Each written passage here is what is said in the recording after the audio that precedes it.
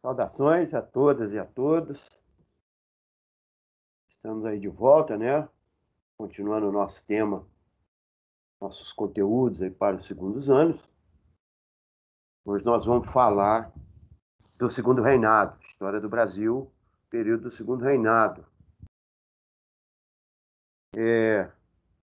Percebam vocês que a gente tratou nos últimos temas nossos, né, das revoltas regenciais, né?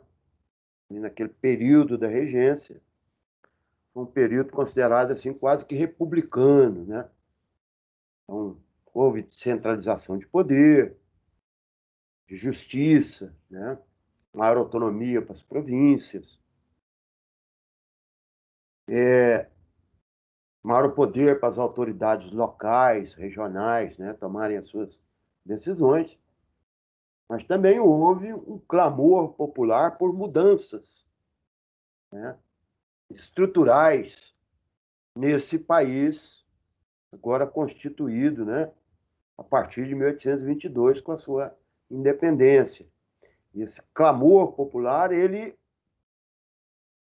não foi aquilo que a aristocracia, né, colonial, então agora essa aristocracia agrária, essa elite escravocrata brasileira queria. Porque isso colocou em xeque muito dos seus interesses. Agora nós começamos a entrar nesse período do Segundo Reinado, vale a pena a gente falar aí para vocês sobre o golpe da maioridade. Ou seja, né, Dom Pedro I abdica, em 1831, deixa seu filho, Dom Pedro II, né, Dom Pedro de Alcântara, etc., que depois será o Pedro II nosso, como seu herdeiro, mas ele tinha 4 anos de idade, 4 anos e pouco, né? Então, durante a regência, ele cria o processo, né, esse período que o Brasil seria administrado por regentes, até que o imperador, né, o herdeiro da coroa, estivesse com a idade, né, de 21 anos, a idade para assumir o trono. Mas, durante esses 10 anos próximos aí, que o Brasil vive esse turbilhão de revoltas, né, e de jogo político, e de grupos se posicionando, né, de um lado os chamados liberais, do outro lado os conservadores, né? As reivindicações, as revoluções, né? Um tempo, em algum momento, até separação, né, de parte do Brasil, né, se proclamando, né, uma república independente, é o caso da República do Rio Grandense, lá no sul do país. Esse período fez com que alguns políticos, né, mesmo que liberais, né, mesmo que apoiadores da descentralização, né, da maior participação, né, nas relações políticas, esse grupo se aliou ao grupo de conservadores e resolveram antecipar a maioridade de Dom Pedro I, de Dom Pedro II. Segundo pensavam eles, a presença do imperador, a restauração da monarquia imperial, né, a presença desse monarca, seria, assim, né, um fator de unificação do país, das forças políticas, fosse um fator de integralização, né, do território, centralizaria o poder e assim por diante. Vou ler para vocês aqui um textozinho de Bernardo Pereira de Vasconcelos, que é um desses políticos, né, que até então era liberal, pró-ato adicional 1834, quer dizer, um cara descentralizador, né, maior participação política das elites regionais, né, etc., nas decisões. Ele diz o seguinte num dos seus pronunciamentos: fui liberal, então a liberdade era nova no país. estava nas aspirações de todos, mas não nas leis. Poder era tudo. Fui liberal. Hoje, porém, é diverso o aspecto da sociedade. Os princípios democráticos tudo ganharam e muito comprometeram. A sociedade que então corria risco pelo poder, corre risco pela desorganização e pela anarquia. Então, o que o Pereira de Vasconcelos quer dizer com isso, né? Bernardo Pereira. Que, né, liberal até o ponto em que os interesses dessas elites oligárquicas, escravocratas, não são contestados. Então, deixa fluir até que os interesses desse grupo que domina aí, né, que dominou a formação do Estado brasileiro, não fosse atingido nos seus privilégios, que é a manutenção da escravidão, a propriedade da terra, monopólio da propriedade da terra. Então, estamos aí juntos, né? Não sou liberal nessa questão de participação popular, de direitos, isso aí não. Né? Essa coisa de, né, dar poder ao povo, isso não é conosco. Então, figuras dessa natureza vão formar. E aí nós vamos compreender, já no final da regência, como é que foi formado esse grupo político que vai dar sustentação a 49 anos de governo de Dom Pedro II, ou seja, um dos mais longevos, né, reinados de um monarca na história mundial. Perde aí, de repente, para Elizabeth II, atual rainha da Inglaterra, rainha Vitória também na Inglaterra, mas Dom Pedro certamente está aí dentre esses que teve mais tempo no governo, né? Quase 50 anos, 49 anos. Então, como é que vai montar essa estrutura política para conseguir aí alavancar esse próximo meio século, né, de monarquia no Brasil? Nós vamos entender isso. Eu vou compartilhar com vocês um PowerPoint. Vou ter que procurá-lo aqui, vou minimizar aqui e vou lá buscar, tá, gente? Mas já volto, né? Tá aqui ele, ó. Que será o PowerPoint que nós vamos, a partir de agora, tratar dele. É isso? Então tá lá, ó, né? PowerPoint, cadê ele? Ué, sumiu. E tá aqui. Vamos. É,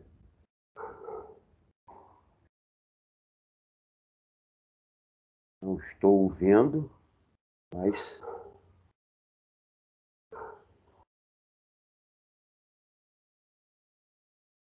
Eu também estou danado, né? Deixa eu minimizar aqui, que eu vou lá de novo. Está ali, ele é aberto para nós, né? Nós estamos tratando dele aí. Então, segundo reinado, 1840 a 1889, governo Dom Pedro II, parte 1. Nós vamos aí ter outros, né? Segundo reinado. Então, tá lá. Começamos com o chamado golpe da maioridade. O que foi o golpe da maioridade? Primeiro, entender que no final aí do período regencial, nós estamos na regência una, né? E Araújo Lima é um dos últimos aí regentes, né? Ele governa com mão de ferro, é isso, centraliza o poder, né? As decisões, com a conivência, naturalmente, das elites regionais, porque estão percebendo a perda de espaço, né, político, porque as várias rebeliões assim o exigiram, colocaram em risco a integridade dessa elite. Então, já no final aí dos anos 1830, nós vamos ver dois grupos se apresentando, dois grupos políticos, que vão dar, então ser os grupos, seria assim, quase os partidos políticos, durante o Segundo Reinado, né? Que são os regressistas ou conservadores, né? Regressistas no sentido de que vamos ter que regressar à monarquia porque o regime regencial não deu certo, né? Então são chamados assim na história. Mais para frente nós vamos tratar agora de conservadores e liberais. Outro grupo, progressistas ou liberais, nós vamos tratar eles de liberais e conservadores. Então, quem são esses regressistas? São aqueles que defendem a centralização de poder, então, portanto, a diminuição do poder nas assembleias legislativas, dos governadores, dos presidentes de províncias, né, nas diversas províncias, e a centralização do poder político na coroa, né, na corte do Rio de Janeiro. Defendem, então, nesse sentido, contra o liberalismo político, né? São contra o liberalismo econômico, no sentido de que defendem uma intervenção do Estado e uma proteção alfandegária forte contra os produtos estrangeiros, né? Liberalismo econômico permitia ali o livre-cambismo, né? Compra e venda, né? Isso, de produtos por esses comerciantes, etc. Então, eles são contra isso. E, acima de tudo, estão ligados ao escravagismo, né? Percebam vocês que já há uma pressão muito forte na Inglaterra sobre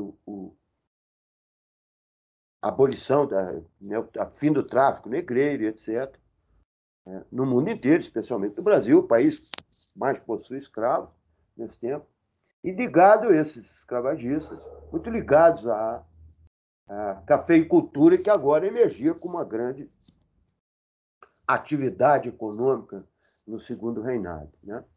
Outro grupo, os progressistas ou liberais, nós vamos chamar daqui para frente de liberais, esses já são, né, favoráveis ao liberalismo econômico, ao liberalismo político, são descentralizadores, né, maior autonomia para as províncias, mas também desde que não afete os interesses desses senhores de terras e senhores escravocratas.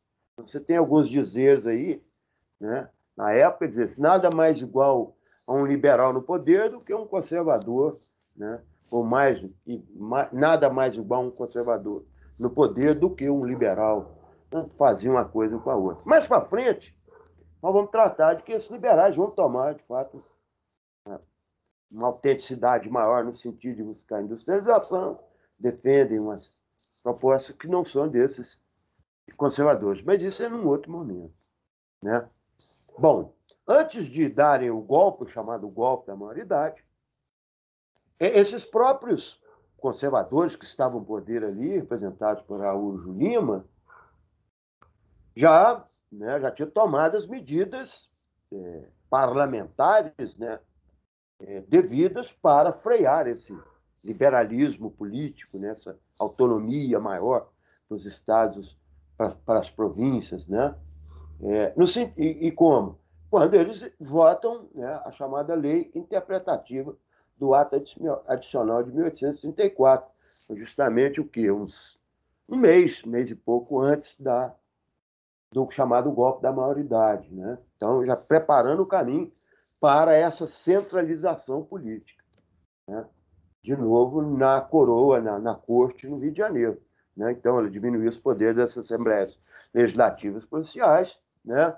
Colocava a política judiciária sob controle do Poder Executivo, não é isso? Isso é uma luta que está tendo aí constante, né, cara? O Poder Executivo no Brasil até hoje, né, se coloca, né, como figura que intervém, né, e tenta intervir nos outros poderes, né, mas coloca, de fato, o controle da política judiciária, ou seja, os tribunais, os juízes de paz, né, a polícia, etc., tudo sob poder do executivo, né, e o executivo central, que era a corte. Quer dizer, as grandes decisões seriam tomadas, todas elas no âmbito do poder central. Então, essa dependência das províncias sobre poder ser a união, né, no caso nosso de hoje, está bem explícita aí nesse tempo, né? E com isso, o clube cria o chamado Clube da Maioridade.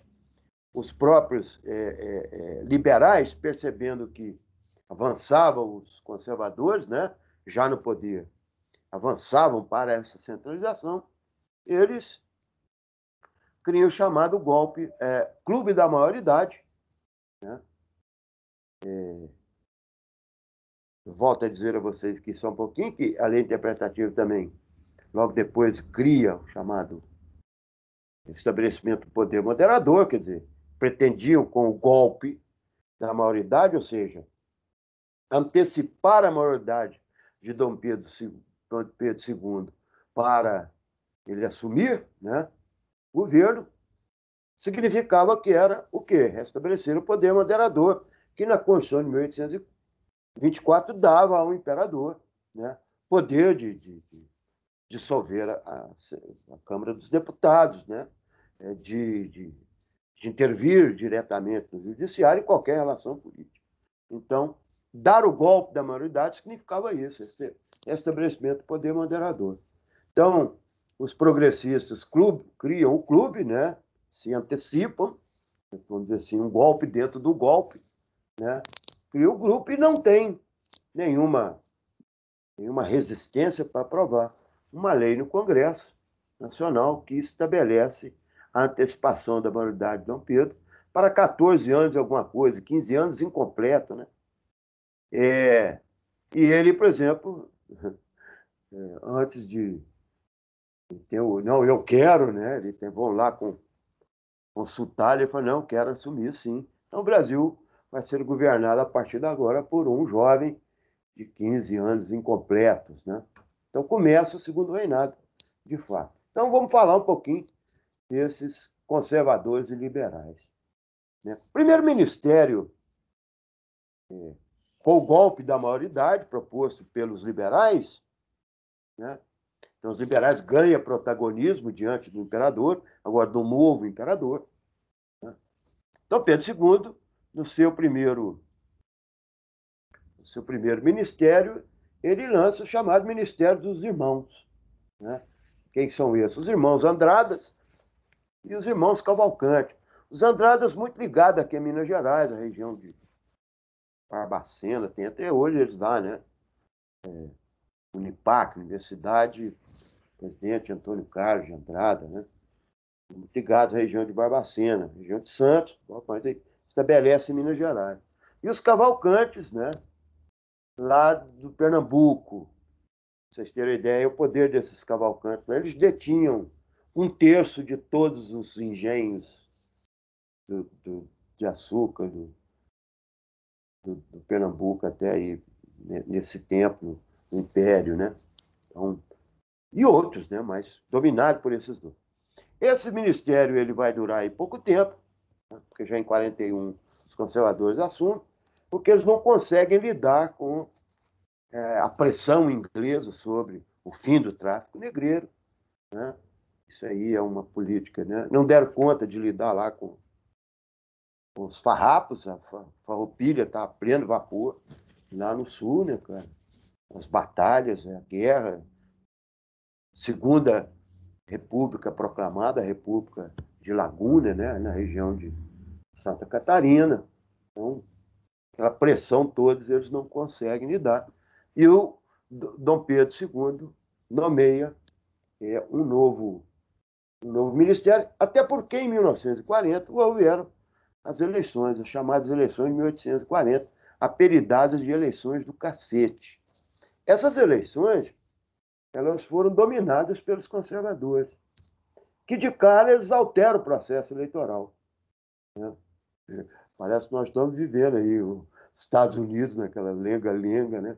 Com o seu processo eleitoral aí nos últimos dias, e o Brasil aí, a presidência da República sendo falando nessas relações de eleição, de fraude eleitoral, voto eletrônica, etc. Então, né, lá atrás, eles já em 1840, altera o processo, é a chamada eleição do cacete, porque esses conservadores vão alterar todo o processo, né? Vão nomear novos juízes, chefes de polícia, oficiais da Guarda Nacional, né? Suspende os antigos presidentes das sessões eleitorais, né? Colocam gente da sua confiança, né? E aí é na porrada mesmo, você vota ou ou não vota, né? Tem que votar nessa galera. E os conservadores assumem, né? Pedem a demissão do gabinete de ministros liberais a Dom Pedro, e Dom Pedro coloca os conservadores em 41, já que a posse seria do Congresso Nacional dominado pelos conservadores, seria em 42. Bom, eles assumem o poder, né, esse ministério conservador, restaura o Conselho de Estado, né, ou seja, toda vez que o imperador buscar para si o poder moderador, a utilização do poder moderador, ele chama o Conselho de Estado para que o Conselho de Estado ateste, né, aquela postura ou aquela decisão tomada pelo imperador. Notadamente, perceber que o Conselho de Estado é formado por gente da confiança do próprio imperador. Então, não altere em nada as decisões tomadas pelo poder moderador na mão do executivo, no caso, o imperador. Não é isso? Bom, imediatamente faz uma reforma do Código Criminal, não é isso? Centralizando, de fato, a justiça no Brasil, né? Retirando o poder dos juízes de paz, né? Dos presidentes de câmaras nos municípios e trazendo e submetendo ainda, né, essas decisões judiciais ao poder executivo. Então, notadamente, os juízes da Suprema Corte e etc., serão pessoas da confiança do imperador. Tá bem? Então, vejam. Mas a pior de todas as decisões tomadas é a dissolução da Câmara dos Deputados, né? Então, novas eleições, e aí, né, surgem duas revoltas interessantes, né, as chamadas revoltas liberais. A de Sorocaba, no estado de São Paulo, né, onde os liberais se reúnem, exaltam e destituem o presidente da Câmara, o prefeito, por assim dizer hoje, né, e se rebelam, né, contra, mas rapidamente, né, e em Barbacena, em Minas Gerais, né, também, né, famosa, reduto dos Andradas, né,